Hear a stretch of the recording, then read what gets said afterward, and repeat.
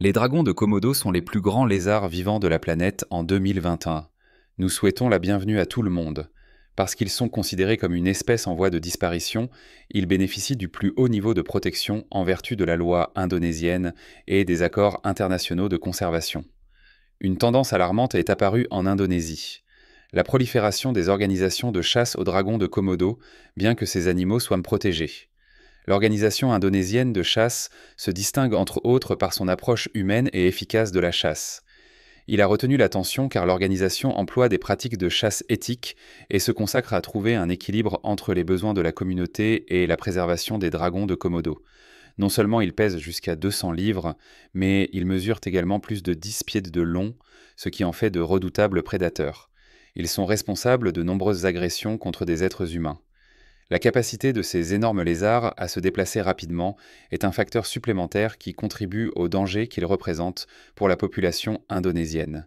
Étant donné que l'Indonésie abrite plus de 11 000 dragons de Komodo, le pays sera confronté à des problèmes importants en 2021.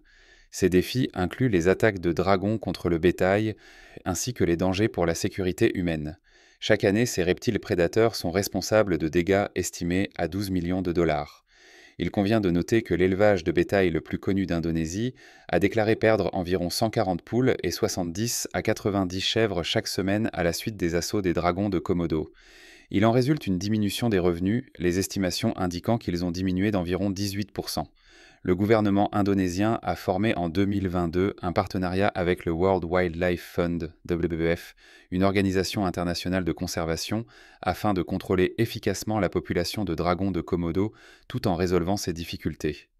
En plus de cela, il sauvegarde les communautés de la zone et assure la pérennité de l'espèce. Il est nécessaire pour les chasseurs d'obtenir des autorisations spéciales du ministère indonésien de l'Environnement et des Forêts afin de posséder le droit légal de chasser les dragons de Komodo. En fonction de la taille de la population évaluée et des conditions environnementales, ces permis sont généralement restreints, avec seulement entre 60 et 120 permis délivrés chaque année. Les chasseurs utilisent généralement des fusils de grande puissance avec des balles allant de 0,3 pouces à 300 Winchester lorsqu'ils chassent les dragons de Komodo pendant la saison sèche, qui s'étend d'avril à octobre. Ceci est fait afin de garantir qu'ils sont capables de viser avec précision. Les lunettes actuellement incluses dans cet équipement ont des grossissements allant de 4x à 14x, ce qui est essentiel pour une visée précise à une distance sûre. De plus, les chasseurs emportent fréquemment avec eux des équipements de protection, comme des gants et des bottes à semelles renforcées, afin de se protéger des ennemis potentiels. Après la capture réussie d'un dragon de Komodo, le chasseur est tenu de fournir au ministère indonésien de l'Environnement et des Forêts un rapport complet détaillant la chasse. Ce rapport doit inclure diverses informations, telles que la taille et l'âge du dragon, le lieu de la chasse, l'heure et la date de la chasse, ainsi que l'état exact du dragon. De plus, le chasseur est tenu de produire des documents attestant que la chasse a été effectuée conformément aux exigences légales décrites dans le permis de chasse. Le rapport doit généralement être soumis dans les 24 heures suivant la chasse, soit au Bureau régional des forêts, soit via un système de rapport en ligne. Ceci est considéré comme la norme. En ce qui concerne la gestion de la population de dragons de Komodo, la fonction des autorités de chasse est devenue de plus en plus importante. En collaboration avec le gouvernement indonésien, l'organisation a réussi à réduire le nombre d'attaques contre le bétail de plus de 75% et l'économie du pays commence à se redresser. Grâce à ce projet, le nombre de conflits entre humains et dragons de Komodo sur des îles comme Flores et Rinca, qui abritent les plus fortes concentrations de l'espèce, a diminué de 30%. Les dents et la salive des dragons de Komodo sont assez solides et la salive contient des bactéries pouvant entraîner des maladies graves. Ils ont la capacité de frapper leurs victimes avec une vitesse et un poids considérables. C'est pour cette raison que le gouvernement indonésien a interdit à quiconque de les chasser seuls, même s'il s'agit de chasseurs expérimentés. La législation exige que les groupes de chasseurs soient composés d'au moins 4 à 5 personnes afin d'assurer la sécurité. Ceci s'est fait pour garantir que les individus soient capables de s'entraider pendant la chasse et de réduire le risque de rencontrer cet animal dangereux. Préparer des appâts est de la plus haute importance si vous voulez réussir à chasser les dragons de Komodo. Les chasseurs utilisent fréquemment des appâts au parfum unique pour attirer cet énorme reptile. Le type d'appât le plus fréquent est généralement la viande fraîche comme la chèvre, le porc ou le bœuf. Cela est dû au fait que l'arôme omniprésent de la viande fraîche peut parcourir de grandes distances, ce qui stimule l'instinct de chasse des dragons de Komodo. Le gouvernement indonésien, en plus de mettre en œuvre des opérations de chasse, a lancé des campagnes d'éducation du public en 2023 dans le but de sensibiliser davantage aux dangers posés par les dragons de Komodo et aux moyens de les éviter. Dans le cadre de ces efforts, les gens ont appris comment identifier les signes révélateurs de la présence des dragons de Komodo et comment se défendre au cas où ils entreraient en contact avec un de ces dragons. Protéger le bétail des assauts des dragons de Komodo était une autre priorité du gouvernement, qui encourageait la construction de clôtures et de granges solides. Par rapport à ces initiatives, que pensez-vous? Veuillez nous faire part de votre avis en appuyant sur le bouton numéro 1 dans la zone de commentaires si vous êtes d'accord. Si vous avez encore des questions, veuillez les publier dans la zone de commentaires. Assurez-vous de ne rien manquer de la prochaine vidéo. L'augmentation inquiétante du nombre de sangliers survenus ces dernières années a entraîné des dégâts et des risques importants pour les chasseurs. Les statistiques montrent qu'il y a plus de 3000 attaques de sangliers contre des chasseurs chaque année aux États-Unis, ce qui a amené les autorités à réévaluer leur stratégie pour faire face aux problèmes. Par conséquent, en 2023, les États-Unis d'Amérique ont commencé à abandonner leur stratégie de chasse traditionnelle pour se tourner vers des tactiques de piégeage, une méthode soutenue par plus de 65% de la population. La technique de capture des sangliers a été initialement appliquée dans l'État du Texas, où le gouvernement de l'État distribue chaque année environ 10 000 pièges à cages en fer aux chasseurs. L'installation de ces pièges dans les régions rurales où les sangliers sont connus pour être couramment présents a pour but de réduire les risques pour l'homme et de protéger l'environnement des environs. Tout chasseur souhaitant participer à des activités de piégeage de sangliers doit être titulaire d'un permis de chasse en cours de validité. Non seulement ce permis leur accorde la permission de se livrer à la pratique du piégeage, mais il les oblige également à respecter les réglementations associées à la protection de la faune. Au total, environ 75 000 permis de piégeage ont été délivrés aux États-Unis en 2023, le nombre de permis délivrés augmentant progressivement chaque année en raison de la demande croissante de contrôle des sangliers. Pour chasser le sanglier, les chasseurs doivent suivre des cours de formation spécialisés.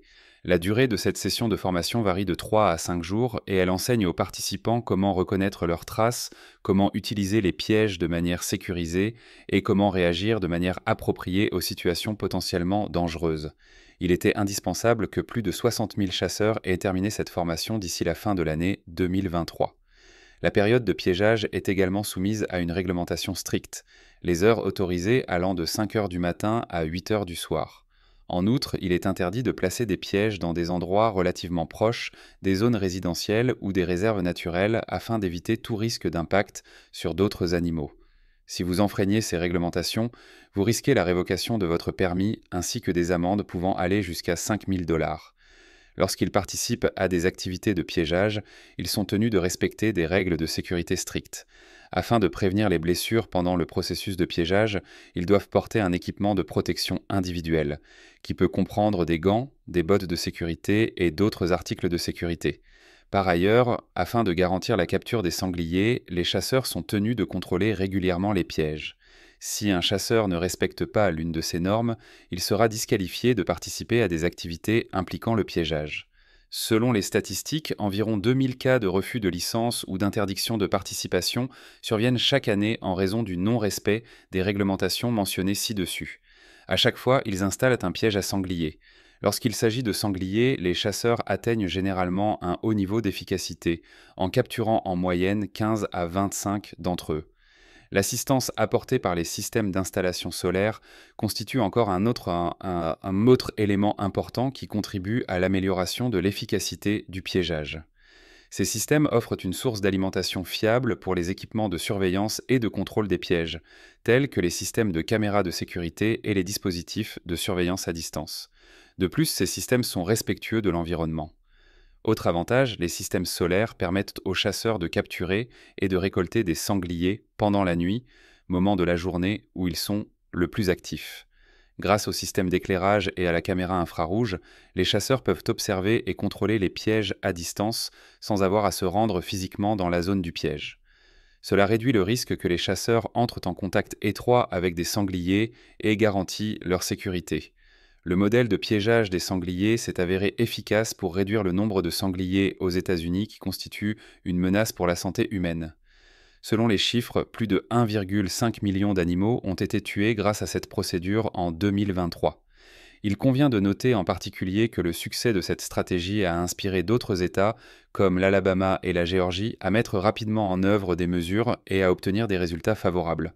Les mois d'automne et d'hiver sont souvent les périodes de l'année les plus productives pour les cochons sauvages pouvant être capturés. Comme ils voyagent beaucoup à la recherche de nourriture, cela contribue à augmenter leurs chances de réussite. Malgré cela, ils continuent de se heurter à des obstacles importants, comme le fait qu'ils sont de plus en plus prudents face aux pièges et aux intempéries qui pourraient entraver leur déploiement. Aux États-Unis, il est courant que le gouvernement transporte des sangliers dans des zones réglementées dans le but de les détruire afin d'éviter la propagation de maladies. Dans certains cas, vous pouvez même les utiliser à des fins de recherche scientifique ou à d'autres fins liées à la fabrication d'aliments sûrs. Je suis reconnaissant que vous ayez regardé la vidéo dans son intégralité. Dans le premier commentaire, veuillez indiquer si vous pensez que la capture des sangliers est la méthode la plus humaine pour prévenir leur apparition. Étant donné que ces méthodes se sont révélées efficaces pour stopper la formation de colonies de certaines espèces envahissantes, croyez-vous qu'il existe une autre solution supérieure à ces résultats?